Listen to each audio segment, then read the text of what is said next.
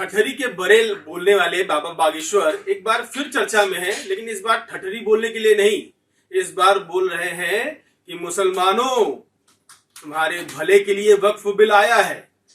आखिर हिंदुओं को समझाते समझाते अब मुसलमानों को समझाने की नौबत क्यों आ गई? और वक्फ के खिलाफ जिन सांसदों ने वोटिंग की है उनको क्या बोला बाबा ने? पहले आप वो सुनिए कि मुसलमानों को वो क्या समझा रहे हैं, तब हम अपनी इस डिबेट को, जो कि न्यूज रूम में हम करने जा रहे हैं, बाबा बागेश्वर के अलग अलग बयानों पर उसकी शुरुआत करेंगे। न्यूज रूम में पशुपति सर हैं, शैलेंद्र जी हैं, शालू है और निवेदिता है, और रूबी अभी रिसर्च कर रही है, जुड़ेंगी हमारे साथ। तो हम शुरुआत करते हैं कि बाबा बागेश्वर अपने दरबार से हिंदू राष्ट्र की बात करते हैं, सनातन की बात करते हैं, लेकिन वक्फ संशोधन का जब जिक्र हुआ, जब उसकी चर्चा शुरू हुई, तो उन्होंने मुसलमानों को क्या बता दिया, क्या समझा दिया, क्या सिखा दिया, क्या कहा, क्यों कहा कि गरीब मुसलमानों की भलाई के लिए? सर, मुसलमानों की भलाई भी अब बाबा बागेश्वर सोचने लगे हैं। देखिए, क्या है कि वक्फ बिल को लेकर जो पूरी डिबेट चल रही है, इस डिबेट में दो पक्ष हैं। एक पक्ष ये कह रहा है कि आप मुस्लिम हितों पर चोट कर रहे हैं, दूसरा पक्ष ये कह रहा है कि ये मुस्लिमों के खिलाफ नहीं है, तीसरा एंगल ये है कि सनातनी वोट बैंक को भी साधना है।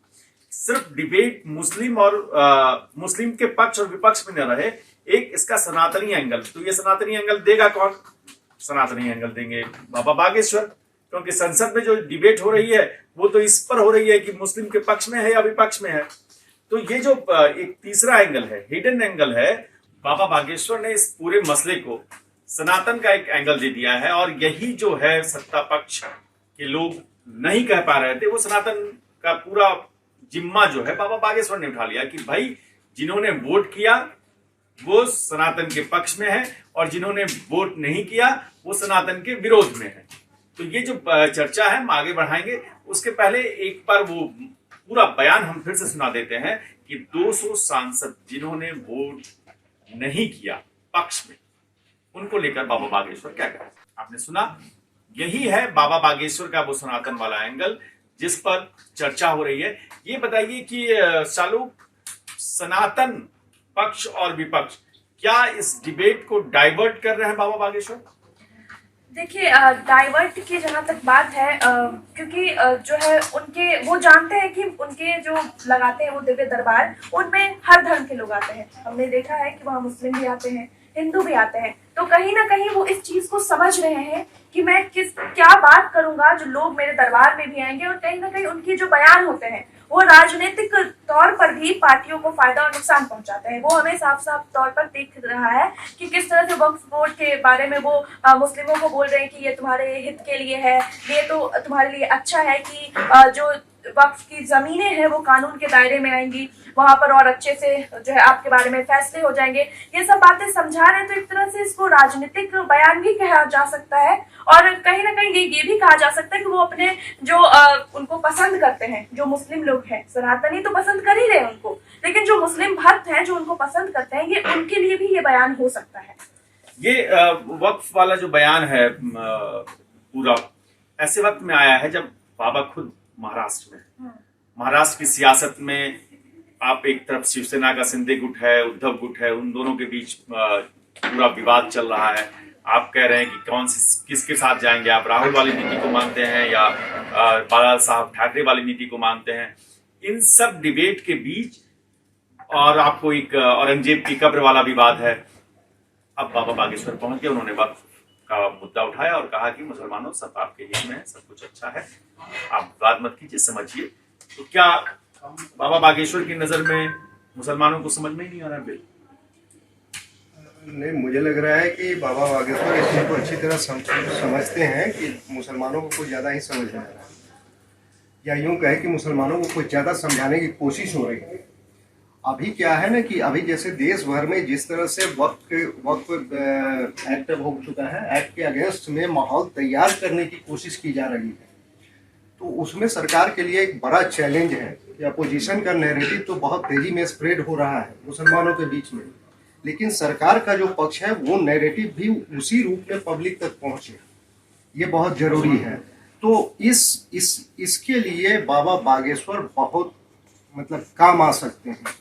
बाबा बागेश्वर की जो फॉलोइंग्स हैं, जो तो बाबा बागेश्वर कोई बात कहते हैं तो वो सुर्खियां बनती है, लोग पहुंचती ही नहीं है, लोग भरोसा भी करते हैं उसमें। तो सरकार का जो एक पक्ष है जो कहीं वो दब न जाए अपोजिशन के नैरेटिव्स में, जैसे एक नैरेटिव फैलाया जा रहा है ना कि मुसलमानों की जमीन पर कब्जा करने के लिए, वक्त की जमीन पर कब्जा करने के लिए बिल लाया गया है, तो जिस तेजी में ये फैल रहा है तो उसका काउंटर नैरेटिव जरूरी है। और मुझे लगता है कि बाबा बागेश्वर के बयान को हमें इसी संदर्भ में देखना चाहिए कि सरकार का जो पक्ष है, सरकार का उस नैरेटिव को लोगों तक पहुंचाने में वो बहुत काम की चीज साबित हो सकती है। ये जो पूरी डिबेट है इस सब के बीच में एक और वीडियो है भास्कर जी, वो बहुत वायरल हो रहा है। बाबा बागेश्वर का क्रिकेट खेलने लगे, चौका छक्का मार रहा है। आईपीएल जो है वो आप देखिए कि इंडियन पॉलिटिकल लीग वक्फ बोर्ड पर चल रही है, उसके बीच में वो दूसरा आनंद ले रहा है। तो ये जो खिचड़ी पक रही है, इसको लेकर क्या कहेंगे आप? निवेदिता और रूबी ने इस वीडियो को बहुत अच्छे से देखा है। मतलब ये जैसे आईपीएल में आनंद आता है ना, वैसे बाबा बागेश्वर को सुनने के बाद भी बहुत आनंद आता है। वो वैसे ही चौके छक्के मारते हैं हिंदू राष्ट्र और सनातन के नाम पर, जिसको लोग बड़े चाव से सुनते हैं, बहुत कुछ बोलते रहते हैं, बहुत कुछ कहते रहते हैं और भक्त जो है उनको सुनते रहते हैं।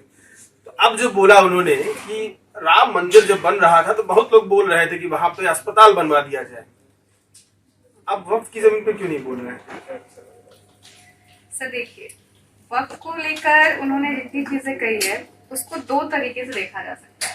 पहले इस एंगल से कि अगर हम सनातन धर्म के एंगल से देखें तो हमारा धर्म क्या कहता है। हमारे धर्म में कोई जात पात कोई भेदभाव नहीं होता है। पौराणिक कथाएं हैं इतनी प्रचलित जिनमें यही दिखाया और बताया गया है कि सबको साथ लेकर चलना है। हम नहीं करते, हमारे धर्म में इस तरीके की जात पात भेदभाव नहीं करते। दूसरा, अगर राजनीतिक के रूप में देखें, बीजेपी जो कहती है बाबा बागेश्वर भी वही है। दोनों का जो है सूझबूझ, बोलने का तरीका, सोचने का तरीका बहुत ही मिलता जुलता है। यूँ कह ले कि मोदी जी के छोटे भाई भी हो गए हैं, तो शायद बड़े भैया जो आदेश देते हैं वो उनके लिए सही होता है। पर ये भी मतलब है कि बीजेपी सही कहती भी है और चाहती भी है, तो फिर वही हो तो रहा है। आप तो सीधे सीधे कह रही हैं वो बीजेपी सपोर्टर है, जबकि वो हर मंच पे कहते हैं कि मेरा किसी राजनीतिक दल से कोई लेना देना नहीं है, मैं केवल सनातन की बात करता हूँ। क्योंकि बीजेपी से सनातन की बात करती है ना, बाकी दल करते कहाँ हैं। तो इस लिहाज से वो एक साथ दिखते हैं, लेकिन वो खुद मना करते हैं कई बार। अच्छा, वक्फ बिल संशोधन बिल पेश हो चुका है, कानून बन चुका है, और कानून बनने के बाद बाबा बागेश्वर इस तरह जो उसको प्रचार कर रहे हैं, उसका समर्थन कर रहे हैं, उसका लोगों के मन में क्या असर होगा? असर तो बहुत होगा, क्योंकि एक तरह से बहुत ज्यादा पॉपुलर है वो लोगों में, हिंदुओं में तो है ही, मुसलमानों में भी है। और अगर अब उनके इस बयान की बात की जाए जो इन्होंने वक्फ को लेकर दिया है, तो देखा जाता है उन्हें तमाम तरह के राजनीतिक बयान, मतलब टॉपिक्स पे वो बोलते रहते हैं। पर अब जो बयान उन्होंने दिया है वक्फ बिल को लेकर, इससे क्लियर, एक तरह से उनकी तस्वीर जो है वो क्लियर होती जा रही है कि वो किस साइड है। भले ही उन्होंने कहा है कि वो कहीं किसी पार्टी के सपोर्टर नहीं है, पर उनकी बातों में, उनके बयानों में अब साफ झलकने लगा है। बीजेपी क्यों है बाबा बागेश्वर? मोदी जी के जाने के बाद ये छवि और अच्छी हो गई है और साफ हो गई है, या सनातन का ही काम कर रहे हैं? नहीं, काम तो सनातन का ही कर रहे हैं। अब ये अलग बात है कि बीजेपी के एजेंडा को वो बहुत सूट करता है। बाबा तो आपने बता दिया कि उन्होंने तो हर मंच से कहा है कि मैं कोई पॉलिटिकल वर्कर नहीं हूँ, मैं तो सनातन का वर्कर हूँ, सनातन के लिए जब तक जिंदा हूँ काम करता रहूँगा। अब क्या है कि अब ये टॉपिक्स ऐसे हैं, या बाबा जो बातें कहते हैं लोगों को, वो बातें बीजेपी को सूट करती है, एसोसिएट कर सकते हैं। उनके कार्यक्रम में प्रधानमंत्री गए, इसलिए और आसान हो जाता है उनको एसोसिएट करना बीजेपी के साथ। लेकिन सच पूछे तो बाबा अपना काम कर रहे हैं, उनको जो करना है बहुत धड़ल्ले से कर रहे हैं, और धड़ल्ले से करने का असर भी हो रहा है कि वो हर दिन, मतलब हर दूसरे दिन कहीं ना कहीं दरबार लगा रहे हैं। बिहार से यूपी से महाराष्ट्र से तो मध्य प्रदेश, मतलब वो खाली चक्कर काट रहे हैं और सनातन के प्रचार में जुटे हुए हैं। और उस प्रचार के साथ साथ वो अपने बयानों से बीजेपी का भी प्रचार कर दे रहे हैं, गाहे बगाहे। अब वो सही है गलत है ये तो वो जाने और बीजेपी जाने, बीजेपी को इसका फायदा होता है। खैर, वक्फ पे आते हैं। वक्फ पर बात करते करते उन्होंने ये साफ साफ कहा कि भैया, संसद में 543 सांसदों में कुछ ही थे वो, लेकिन वक्फ के विरोध में 200 से ज्यादा वोट पड़े, तो उनको उन्होंने बहुत कुछ सुनाया है, ऐसे सांसदों को बहुत कुछ सुनाया है। पहले वो सुनिए, फिर आगे बात करते हैं। तो सुना आपने, बाबा बागेश्वर एकदम साफ है, सनातन की बात करो, उसके अलावा कोई और बात हुई तो तनातनी हो जाएगी। तनातनी हो जाएगी। क्यों?